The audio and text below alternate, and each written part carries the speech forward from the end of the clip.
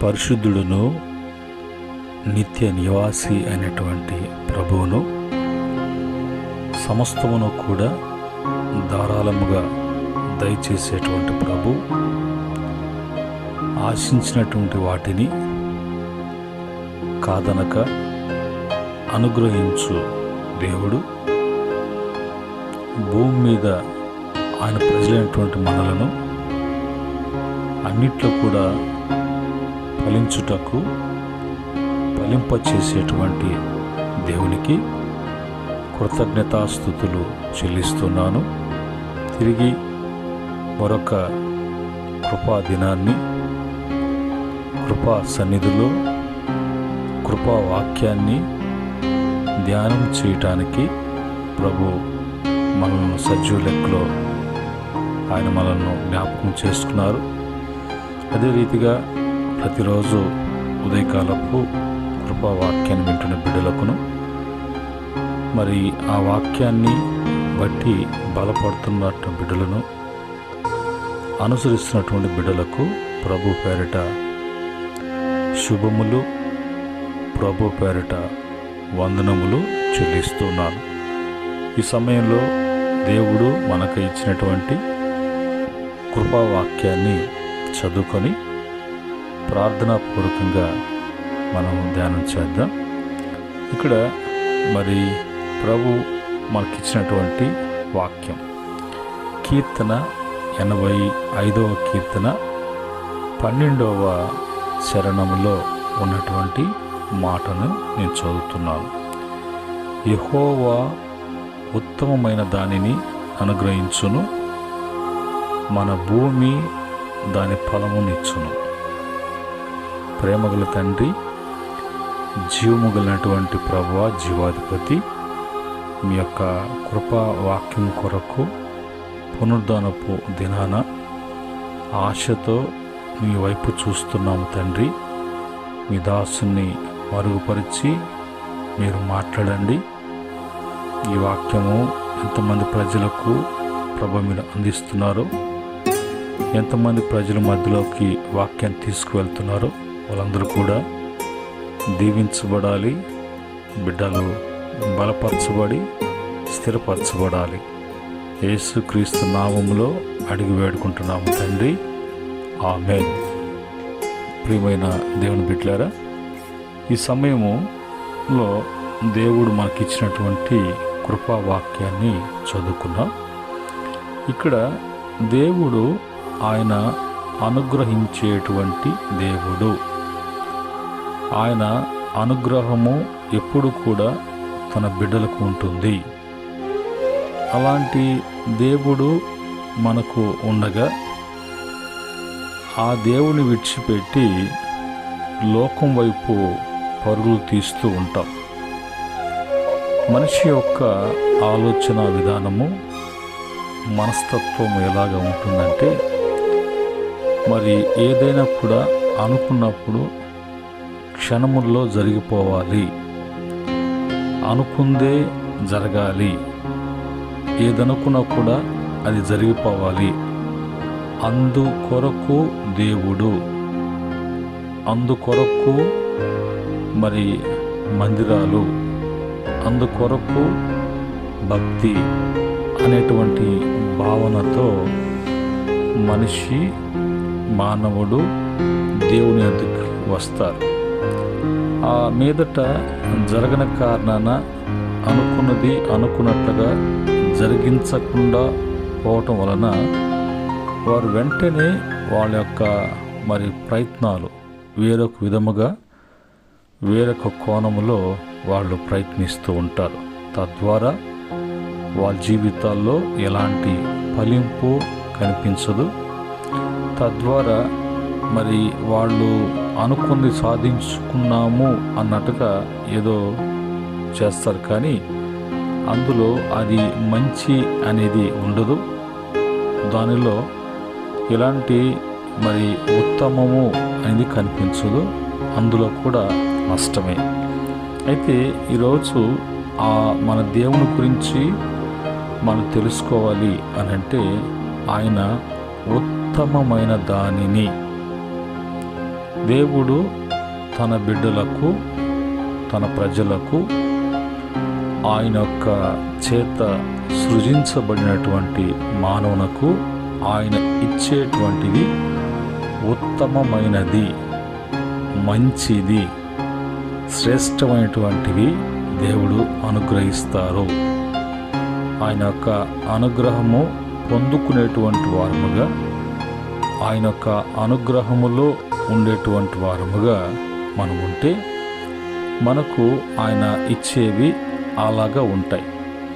అవి మనకు ఏ విధంగా ఆయన అనుగ్రహిస్తాడు, ఏ విధంగా మనము మరి దేవుని యొక్క అనుగ్రహాన్ని బట్టి పొందుకోగలము, దాని యొక్క మరి విధానం ఎట్లా అని వాక్యంలోకి వెళ్ళినప్పుడు ఆ వాక్యము మనకి ఏమైనా బోధిస్తుందో ఆ విధముగా మనము నడుచుకున్నప్పుడు, ఆ విధంగా ప్రవర్తించినప్పుడు, ఆ విధముగా ముందుకు సాగుతూ ఉన్నప్పుడు దేవుని వలన అనుగ్రహించబడేటువంటివి ఎలాంటివి, అవి ఎలాగా అనుగ్రహించబడతాయి, అవి ఎలాగా మనము మరి పొందుకోగలము అనేది వాక్యంలోకి వెళ్దాం. వాక్యం చెప్పేటువంటి మాటలు యాకోబు పత్రిక 1వ అధ్యాయము 17వ వచనములో, శ్రేష్టమైన ప్రతి ఈవియు, సంపూర్ణమైన ప్రతి వరమును, పరసంబంధమైన జ్యోతిర్మయుడగు తండ్రి యొద్ద నుండి వచ్చును. ఏదైనా కూడా పరలోకము నుంచి, తండ్రి యొద్ద నుంచి అవి మనకు రావాలి. తండ్రి యొద్ద నుంచి వచ్చేటువంటిది ఏదైనా కూడా అది ప్యూరిటీ ఉంటుంది, శ్రేష్టత ఉంటుంది, అది మంచిదై ఉంటుంది. అందులో ఎలాంటి కల్తీ అనేది ఏది కూడా ఉండదు, అన్నీ కూడా మనకు మంచివే. అలాగా మరి ఆయన యందు ఏ చంచలమైనను గమనములో వలన కలుగు ఏ ఛాయనను లేదు అని రాయబడింది. కనుక దేవుడి వల్లనే మనకు రావాలి. మనకు ఇచ్చేటువంటి దేవుడు ఆయన పరలోకంలో ఉన్నాడు. పరలోకము పరిశుద్ధమైనది. పరలోక వాతావరణం అంతా కూడా మరి ఎంతో నాణ్యత కలిగినటువంటిదిగా ఉంటుంది. అవి అక్కడి నుంచి మనకి రావాల్సినటువంటివి, మనకు అనుగ్రహించేటువంటివి అక్కడి నుంచి రావాలి. అక్కడి నుంచి ఎలాగొస్తాయి అని అంటే ఎఫెసీ పత్రిక 1వ అధ్యాయము 3వ వచనంలో, మన ప్రభువు అయిన యేసుక్రీస్తు యొక్క తండ్రి అగు దేవుడు స్తుతింపబడునుగాక. ఆయన క్రీస్తునందు పరలోక విషయములలో ఆత్మ సంబంధమైన ప్రతి ఆశీర్వాదమును మనకు అనుగ్రహించును. ఇది పరలోకం నుంచి మనకు రావాలా, పరలోకం నుంచి వస్తాయి. అయితే అది ఎవరి ద్వారా వస్తాయి అంటే యేసుక్రీస్తు ద్వారా వస్తాయి. మనకి ఏది వచ్చినా కూడా మనకి అవి ఎలాగా మనము కలిగి ఉంటాం, అవి ఎలాగ మనకు ఏ వాటికి మనకి అనుగ్రహించబడతాయి అన్నప్పుడు 128వ కీర్తన 1 నుంచి మరి చివరి వరకు ఉన్నటువంటి చరణాలన్నింటినీ కూడా మనసు పెట్టి చదివి ధ్యానం చేస్తే అక్కడ 5 ఆశీర్వాదాలు కనిపిస్తాయి.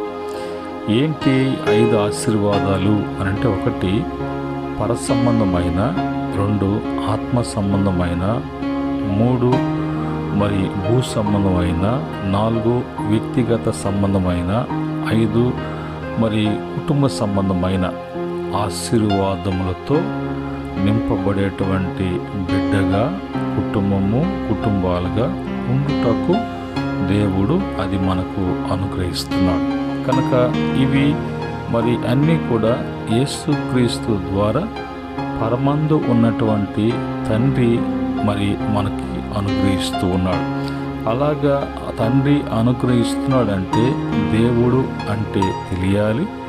దేవుని యొక్క మనసును ఎరిగినటువంటి వారుగా ఉండాలి. దేవుడు ఆయన పెట్టినటువంటి క్రమములో మనము నడుచుకోవాలి.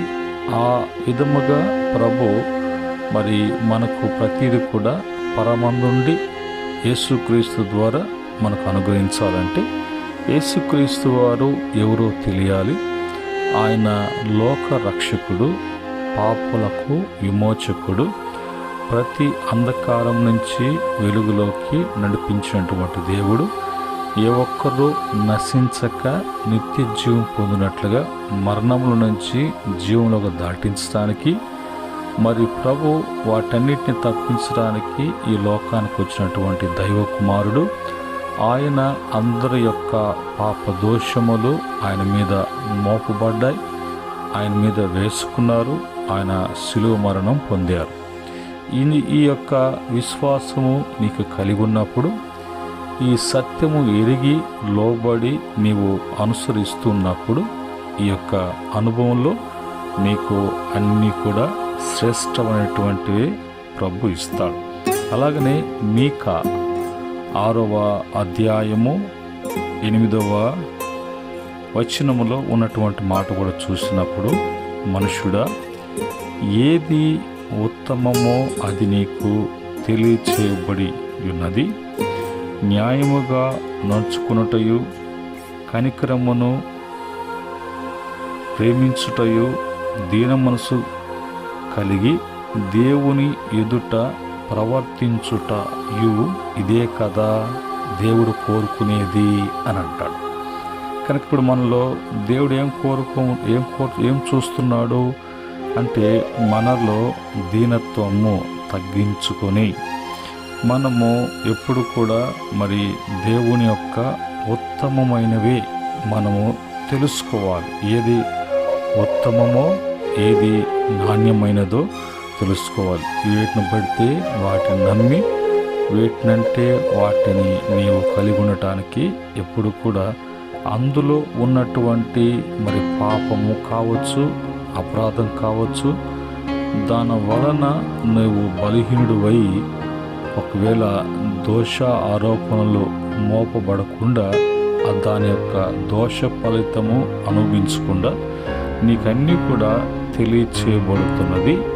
తెలియచేయబడుతున్నటువంటి నీవు ఆ యొక్క విధముగా న్యాయంగా నడుచుకోవటానికి, న్యాయంగా ప్రభు నీకు మరి ఏర్పాటు చేసినటువంటి పొందుకోవటానికి, నీలో కనికరమును ప్రేమించుటయు దీన మనసు కలిగి ఆ విధంగా నడుచుకునుట ప్రవర్తించుట జరిగినప్పుడు పైన చెప్పబడినటువంటి విధిలో నీకు దేవుడు అనుగ్రహిస్తాడు. ఆ తర్వాత భూమి మీద ఉన్నటువంటి వాళ్ళు మరి ఫలించటము, ఫలములు కలిగినటువంటి వారుగా మరి భూమి మీద జీవించేంత కాలము మనము భూ పంట తినాలి కదా. భూ పంట, భూమి తన ఫలమును మనకి ఇవ్వాలి. ఆ భూ పంటని మనము మరి అనుభవించాలి. లేదంటే ఆ భూ పంట మనకు లేకపోతే మనకు ఆహారాన్ని బట్టి ఆరోగ్యానికి, ఆహారము ఆరోగ్యము కలిగి బలముతో మనము దీర్ఘాయుష్వంతులై ప్రభు వాక్కును బట్టి ఈ లోకంలో మనం జీవించాలి కదా. అందుకొరకు మనము మరి ఎప్పుడు కూడా భూమి తన పంట మనకివ్వటానికి ప్రభు ఏం చేస్తున్నాడు అంటే, లేవికాండము 26వ అధ్యాయం 4వ వచనం ప్రకారంగా, మీ వర్షాకాలములలో మీకు వర్షం ఇచ్చేదను, మీ భూమి పంటలను ఇచ్చును, మీ పొలముల చెట్లు ఫలించును. చూడండి, ఇప్పుడు మరి ఇవన్నీ కూడా పరలోకం నుంచి వస్తాయి. భూలోకంలో ఉన్నటువంటి మన కొరకు ఒకవేళ మనకు ముఖ్యంగా మరి కావలసినటువంటి వాటిని ఏదైనా సరే వాటిలో తీసుకున్నప్పుడు, ఒకటి మనకు భూమి తన పంట మనకి ఇవ్వాలి. భూ పంట ఉంటే భూమి మరి ఆ చెట్లు మరి ఆ పొలములు ఫలిస్తే ఆ పంటను బట్టి మనము జీవించాలి. అది ప్రభు అది జీవించాలంటే ఆయన యొక్క పంపించేటువంటి ఆ వర్షము కూడా ఆయన యుద్ధ సెలవు పుచ్చుకొని భూలోకంలోకి వచ్చి అది తడిపి దాని యొక్క మరి ఇచ్చేటువంటి అందులో మరి ఆ వర్షము వలన మరి వచ్చేటువంటి లేదంటే ఫలించేటువంటి పంట అంతా కూడా మనకు దేవుడు యేసుక్రీస్తు ద్వారా మరి ప్రభు ఇస్తున్నాడు. అలాగనే మన నమ్ముకున్నటువంటి దేవుడు సదాకాలము మనకు దేవుడై ఉన్నాడు. మరణము వరకు ఆయన మనలను నడిపిస్తాడు. కీర్తన 48వ కీర్తన 14వ చరణంలో. ఈ క్రమంలో ఇప్పుడు మనము ఒక్కొక్కటిగా ప్రభు యొద్ద నుంచి తీసుకోవాలి అంటే మొదటగా ఇప్పుడు మనకు కావలసినటువంటిది ఆహారము అనుకుందాం. దానికి కీర్తన 67వ కీర్తన 5, 6 చరణములలో ఉన్నటువంటి మాట, దేవా ప్రజలు నిన్ను స్తుతించుదురుగాక, ప్రజలందరూ నిన్ను స్తుతించుదురుగాక, అప్పుడు భూమి దాని ఫలమునిచ్చును, దేవుడు మా దేవుడు మమ్మలను ఆస్వాదించును. ఇది ఎప్పుడు కూడా ఒక విశ్వాస జీవితంలో దేవుని యొక్క భయము, దేవుని కూర్చున్నటువంటి ప్రార్థన, దేవుడు యొక్క మేలును బట్టి స్తుతించటమే, ఆ విధముగా నడుచుకోవటమే అనేది మనం చేసినప్పుడు ఆ అనుగ్రహానికి పాత్రులుగా మార్చబడతాం. చివరిగా వచ్చిన తర్వాత ఒక మాటలో ప్రభు ఏమని చెప్తారంటే, యెషయా గ్రంథము 1వ అధ్యాయము 19వ వచనములో ఉన్నటువంటి మాట, మీరు సమ్మతించి నా మాట వినిన ఎడల మీరు భూమి యొక్క మంచి పదార్థములను అనుభవించెదరు. చూడండి, ఇప్పుడు ఫైనల్గా వచ్చిన తర్వాత ప్రభు ఇవన్నీ తెలియచేస్తున్నారు కదా, ఇవన్నీ కూడా తెలియచేయబడుతున్నాయి కదా, ఇవన్నీ కూడా తెలియచేయబడ్డాయి. అయితే ప్రభు మాట్లాడుతున్నప్పుడు నువ్వు సమ్మతించాలి, ఎస్ అని చెప్పి ప్రభువుకు వెంటనే విధేయులై దానిని ఆ విధంగా నడుచుకోవటానికి, అనుసరించటానికి మనసు కలిగి ఉంటే ఇప్పుడు భూమి యొక్క మంచి పదార్థములన్నిటిని కూడా ప్రభు ఇస్తాడు. ఈరోజు మనకు ఆయన అనుగ్రహించేటువంటి దేవుడు, మనకు అనుగ్రహించేటువంటి ప్రతిదీ కూడా ఉత్తమమైనది, శ్రేష్టమైనటువంటిది, మంచిదే ఇస్తారు. లోకం ఇచ్చినట్లు కాకుండా లోకములో పరుగులు తీసి సంపాదించాలి అనుకున్నటువంటి వాటిని బట్టి కాకుండా పరమందు దేవుడు ఆయన ఎదురించి వస్తుందంటే దాంట్లో ఎక్కడ కూడా ఇలాంటి కలితీరు లేకుండా ప్యూర్ అనేది మనకు స్వచ్ఛమైనదిగా అనుగ్రహించబడతారు. అయితే ఆయన మాటను వినటానికి, ఆయన చెప్పినట్టుగా నడుచుకోవటానికి నువ్వు సమ్మతిస్తున్నావా? సమ్మతించగలవా? అయితే నీకు ప్రతిదీ కూడా ప్రభు ఆయన ఇవ్వటానికి ఇష్టపడుతున్నాడు. ఆ క్రమంలో మరి ఆదికాండము 26వ అధ్యాయంలో మొత్తము కూడా మరి తన భక్తుడైనటువంటి ఇస్సాకు గారిని గురించి అక్కడ రాయబడింది. యాకోబు యొక్క మరి ఆ వాగ్దాన పుత్రుడు, ఆయన విషయంలో ప్రభు అదే చెప్తారు. మీ తండ్రికి నేను చెప్పినట్లుగా మీ తండ్రి నడుచుకున్నాడు, ఆ విధంగా నీవు కూడా నేను నా ఆజ్ఞను అనుసరించి నడుచుకున్నప్పుడు నీ తండ్రిని ఆస్వాదించినట్లుగా నిన్ను ఆస్వాదిస్తాను అన్నప్పుడు దానికి సమ్మతించి విధేయత చూపించి ఆ విధంగా నడుచుకుంటున్నాడు.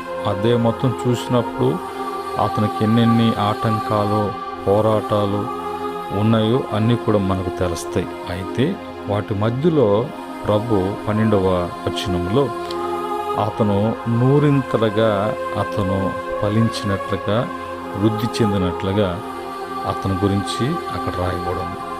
తన కాని దేశంలో ప్రభు ఉండమన్నప్పుడు ఉన్నాడు.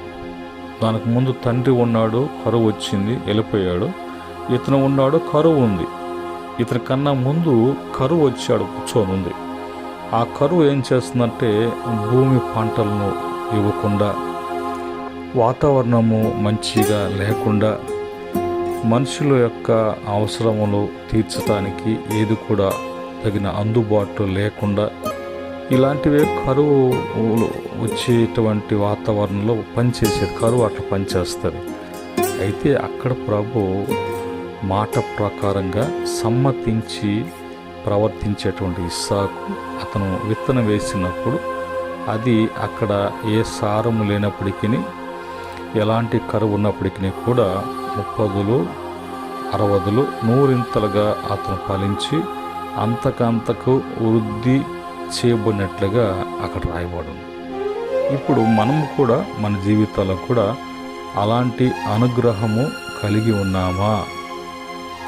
అలాంటి అనుగ్రహములో ఉన్నామా? అలాగా ప్రభు యొద్ద నుంచి మనము ఆయన అనుగ్రహించడానికి, ఆ అనుగ్రహానికి పాత్రులుగా ఉన్నామా లేదా? ఒకవేళ ఉన్నామంటే వాక్యం చెప్పినటువంటి ఆర్డర్లో మనం ఒకసారి చెక్ చేసుకోవాలి, అదేనా కరెక్టేనా? లేకపోతే మన జీవితాలలో దేవుడు ఇవ్వటము, మనం తీసుకోవటము, అందులో ఉత్తమము, శ్రేష్టకరమైనటువంటి పరసంబంధమైనటువంటివి, మనకు మంచివి అనేవి ఏది కూడా మనకు లభించదు అనంటే దానివల్ల ఎలాంటి మనకు తృప్తి అనేది ఉండదు, ఆనందము అనేది ఉండదు. ఎప్పుడు కూడా ఏదొక ప్రయాసముతో ముందుకు సాగాల్సి వస్తుంది. కనుక అలాంటి ఇది ప్రభు ఎప్పుడు కూడా అలాంటి మనసుతో భూమి మీద మనలను కలుగు చేయలేదు. అలాగా నువ్వు జీవించు అని ఆయన అలా డిజైన్ చేయలేదు మానవుడు ఇప్పుడు కూడా గొప్పగానే ప్రభు ఆలోచన చేశారు, గొప్పగానే మానవుడిని సృజించారు. అలాగా ఆయన చేతిలో చేయబడినటువంటి మనం పాత్రలము. కనుక ఈ పాత్రలము ఆయన మహిమ కొరకు ఉండటానికి ఎన్నెన్ని అవి ఊహకు అందవు, అవి లెక్కకు మించినవి, ఇసుగురేణులతో కూడా మనం పోల్చలేము. అంత గొప్ప కార్యాలు ప్రభు దినమెల్ల సదాకాలము మరణం వరకు అవి జరిగిస్తూ ఉంటాడు. అలాంటి పరమున్న తండ్రి యేసుక్రీస్తు ద్వారా ఆయన స్తుతించబడుతూ ఉండాలి, ఆయన ఆరాధించబడుతూ ఉండాలి, ఆయన నామానికి మాత్రమే మహిమ కలుగుతూ ఉండాలి. అలాగా మనం చేద్దాం, అలాగ ప్రభుని స్తుతిద్దాం, ప్రభుని ఆరాధన చేద్దాం, అలాగ ప్రభువు ప్రార్థన చేద్దాం, అలాంటి భక్తి జీవితం జీవిద్దాం, అలాగ సమ్మతిద్దాం, అలాగా అనుసరిద్దాం. ఇంకా అనేక విషయాలు ఈరోజు ఆదివారం నవంబర్ 1 ఆదివారం పునరుద్ధానపు దినం, ప్రభు యొక్క సన్నిధికి వెళ్ళి ఇంకా అనేక విషయాలు తెలుసుకొని, ఇంకా తెలుసుకోవాల్సిన విషయాలను తెలుసుకొని, ఆయన యొక్క మన కొరకు వచ్చి బలియాగమైనటువంటి ఆయన యొక్క బలియాగాన్ని జ్ఞాపకం చేసుకొని ఆయన పరిశుద్ధమైనటువంటి బలారాధనలు చేయవేయటానికి దేవుని చేత దీవించబడి ఈ నెలంతా కూడా మనం అన్ని విషయాల్లో వర్ధిల్లటానికి ప్రభువు ప్రతి బిడ్డకు కుటుంబానికి సహాయం చేయనుగాక. ఆమెన్. కృపాశక్తి సంపూర్ణమైనటువంటి ప్రభు కృపతో జ్ఞాపకం చేసుకున్నారు, కృపావాక్ని అనుగ్రహించారు. విన్న బిడ్డ జీవితాలలో ఇంతవరకు వాళ్ళ జీవితాల్లో శ్రేష్టకరమైనటువంటివి, ఉత్తమము, మంచి అనేది ఒకవేళ వాళ్ళ జీవితంలో చూచి ఉండొచ్చు, చూడకపోయి ఉండొచ్చు. ఆ గ్రహింపు లేకుండా చేతి కాడకు వచ్చినట్లుగా వచ్చి, నోటి కాడికి వచ్చినట్లుగా వచ్చి, అందినంత వరకు అందినట్లుగా కనిపించి అదంతా కూడా మాయమయ్యేటువంటి లోక సంబంధమైనటువంటి ఆకర్షణలకు, కార్యాలకు ప్రభు ఒకవేళ బిడ్డలు అలాగా ఆ అనుసరణలో ఉన్నారేమో, బిడ్డలు కనికరించి తిరిగి నీ వాక్యాన్ని బట్టి నీ అనుగ్రహ పాత్రగా చేయమని యేసుక్రీస్తు నామములో అడిగి వేడుకుంటున్నాము తండ్రి. ఆమెన్. పరమందు దేవుని ప్రేమ, రక్షకుడైనటువంటి యేసుక్రీస్తు కృప, పరిశుద్ధాత్మ యొక్క అన్యోన్య సహవాసం ఈ మాటలు వింటున్న బిడ్డలకును సకల పరిశుద్ధులకును ఆయన దాసులకును సదా తోడై నడిపించునుగాక. ఆమేన్. దేవుడు మిమ్ములను మీ కుటుంబాలను కలిగిన యావత్తు కూడా ఆయన దీవించి ఆస్వాదించి అన్నీ కూడా శ్రేష్టకరమైనటువంటివిగా కలిగి ఉండి జీవించుటకు ప్రభు సహాయం చేయనుగాక. ఆమేన్.